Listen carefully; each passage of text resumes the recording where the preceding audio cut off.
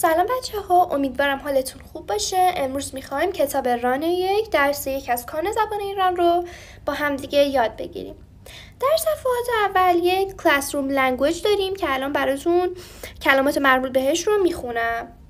Stand up, stand up, sit down, sit down, listen, listen, quiet, quiet, stop, stop, point, point.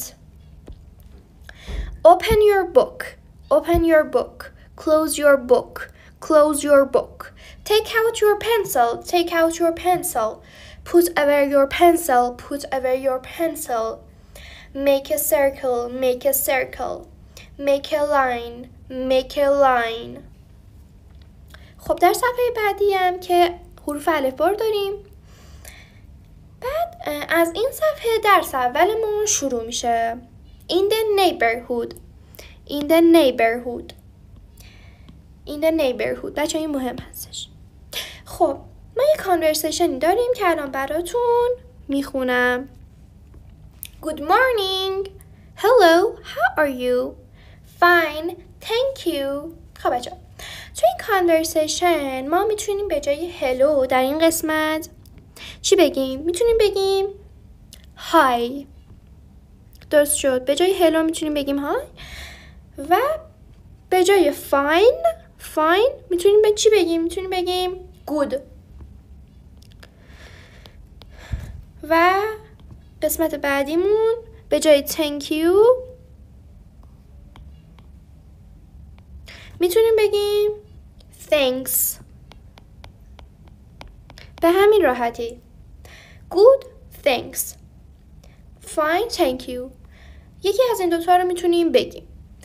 خب ما توی این تصویر یک کلمات جدیدی رو میخوایم یاد بگیریم و دیکته‌شون هم میخوایم یاد بگیریم. خب کلمه اولمون سنجاب هست. من در این قسمت سنجاب میبینیم که میخوام کلمه squirrel که میشه سنجاب رو براتون بنویسم که شما هم دیکته‌اش و هم تلفظش رو یاد بگیرید.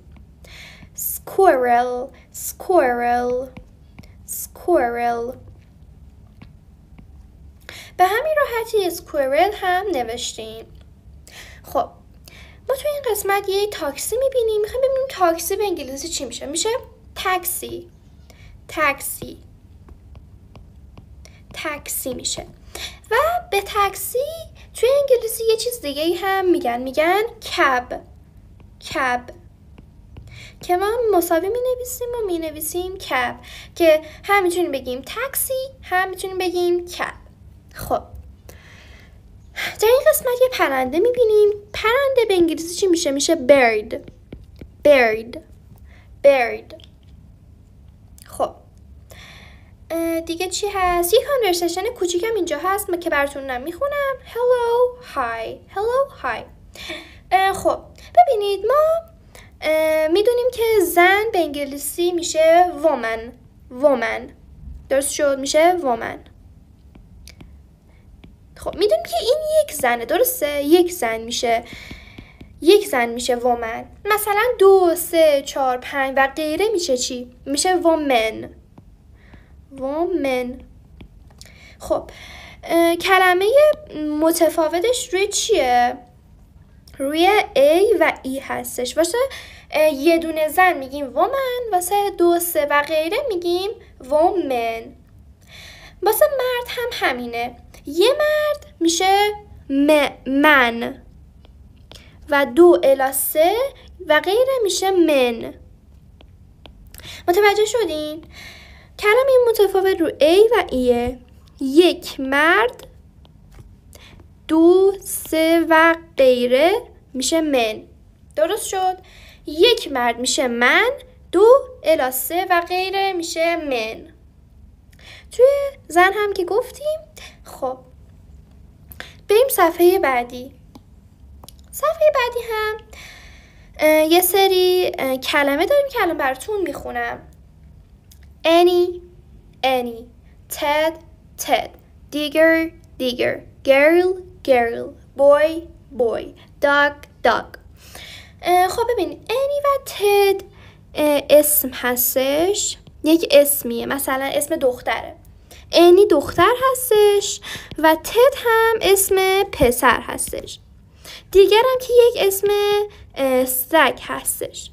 گرل هم که یعنی میدونیم یعنی دختر، اینجا میبینیم یعنی دختر.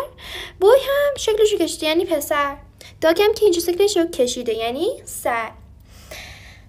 خب میخوام کلمات جدیدی که مربوط به این صفحه هستش رو با هم دیگه یاد بگیریم. خب به نظرتون ما در این صفحه چی میتونیم یاد بگیریم؟ خب بله، مثلا مثل این پنجره به انگلیسی چی میشه؟ میشه چی؟ ویندو.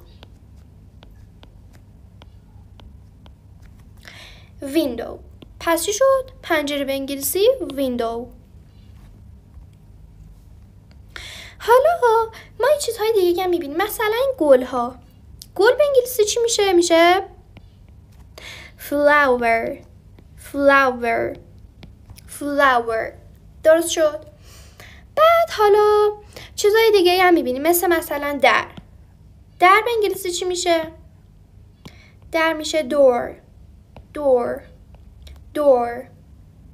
حالا ما یه سری آب هم این قسمت میبینیم. آب اگه گفتید چی میشه؟ میشه water. میشه آب. خب ما به خونه چی میگیم؟ به خونه میگیم house یا home. ما هم به خونه میتونیم بگیم house، هم میتونیم بگیم home. به همین صورت، یعنی با هم معنی هن، مساوی. home house home، به همین راحتی. خب بچه ها میدونید که بعد از هر کلمه‌ای که این قسمت ما یاد گرفتیم بعد ازشون بنویسید که هم تلفظش رو یاد بگیرید هم املاشون رو.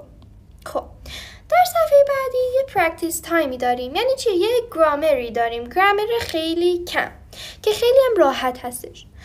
مثلا توی این قسمت به ما چی گفته؟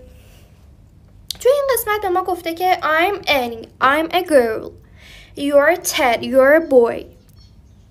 خب ببینید میگه من انی هستم. گفتیم در این قسمت ما چی گفتیم؟ گفتیم انی چیه؟ یک اسم دختر هستش و دختر هم که میشد girl. درسته؟ پس میگه I'm Annie، من انی هم، اسمم انیه. I'm a girl، من دختر هستم. به همین شکل که I'm Annie، I'm بچه ها مخفف چیه؟ I'm مخفف I am هستش که در این قسمت هم براتون نوشتم و نوشته you're Ted, you're a boy. انی داره به تد میگه. تد گفتیم چیه؟ اسم پسره دیگه. درسته؟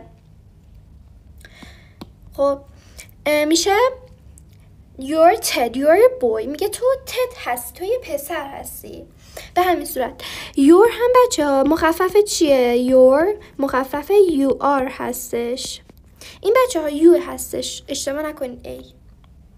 این you هستش. you مخفف چیه؟ مخفف you are هستش. خب بریم قسمت 3. I'm Ted, I'm a boy. من تدم، من پسرم. دوباره حالا تد داره به انی چی میگه؟ میگه you're Annie, you're a girl. تو انی هستی، تو یک دختری. به همین صورت ادامه پیدا میکنه. در این قسمت ما یه سری سگ هم یاد گرفتیم، یک اسم سگ هم یاد گرفتیم. فهمیدیم که سگ به انگلیسی میشه داگ و اسمش هم حالا تو این قسمت دیگر بود. حالا اینجا داره میگه I'm دیگر، I'm a dog. من دیگرم، اسمم دیگره و یک سگم. بعد حالا انی و تد که این تد بود این انی بود. دارن به دیگر چی میگن؟ میگن you're دیگر، you're a dog. تو دیگری، تو یه سگی. به همین راحتی بچه ها گرامر امروزمون خیلی راحت بود. حالا یه مثال دیگه هم براتون میذارم. مثلا اسم من یاسمینه، میگم I'm یاسمین. خب I'm a girl. اسم من یاسمینه، من یاسمینم، من یک دخترم. مثلا حالا میگیم که you are Ali, you are a boy. تو علی هستی، تو یک پسری. به همین صورت میتونیم مثالهای مختلفی بزنیم. خب بریم صفحه بعدی. صفحه بعدی یه سری کلمه یاد میگیریم با capital B small b capital P small p. خب ما توی حروف الفبا یاد گرفتیم دیگه A B C D E F G H I J K L M N O P Q R S T U V که کلش اینجاست. من یک بار الفبا رو براتون بخونم. A B C D E F G H I J K L M N O P Q R S T U V W X Y and Z. and یعنی چی؟ وقتی ما به آخر میرسیم میگیم and یعنی و. درست شد؟ Y Z. آخرین کلمه Z هستش. مثلا ما توی این قسمت با حروف B و P کار داریم. ما یاد گرفتیم که B بزرگ میشه capital B، B کوچیک میشه small b و P بزرگ میشه capital P و P کوچیک میشه small p. خب ما با B میخوایم capital B و small b میخوایم یه چند تا کلمه یاد بگیم. 3 تا کلمه اینجا برامون آورده. ball bird boy. ball bird boy. دیگه لازم نیست من براتون معنی کنم چون که شکلشون رو اینجا براتون آورده. یک بار دیگه براتون میخونم. ball bird boy. حالا بریم سراغ P. pencil pencil pencil pig pig pig pizza pizza pizza. خب بچه از این کلمات هم باید یه چند باری بنویسید و تا املاشون رو یاد بگیرید. خب من ورکبوک این درس رو براتون میارم الان. ورکبوکش از این قسمت شروع میشه، صفحه 1 و 2. ورکبوکش بچه خیلی راحته، با توجه به توضیحات من میتونید حلش بکنید. نگاه کنید خیلی راحته. مثلا اینجا نوشته good morning، بعد وصل کنید به hello how are you، بعد وصل کنید به any. چرا؟ چون با توجه به کانورسیشنی که من بهتون درس دادم. حالا توی قسمت B چی میگه؟ میگه good morning hello how are you fine thank you. همین کانورسیشنی که براتون خوندم رو داره میگه. و توی قسمت بعدی هم این کاراکترامون آورده any Ted girl boy که میخواد ما با انی و تد و گرل بوی آشنا بشیم که انی دختره وصل کنیم به خود انی و تد هم که پسره وصل کنیم به تد.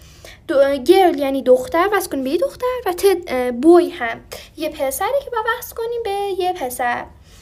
و در قسمت بی هم همینه که میخواد به ما همین انی و تد و گرل و بوی میخواد بهمون نشون بده. ما تو قسمت A چی میبینیم؟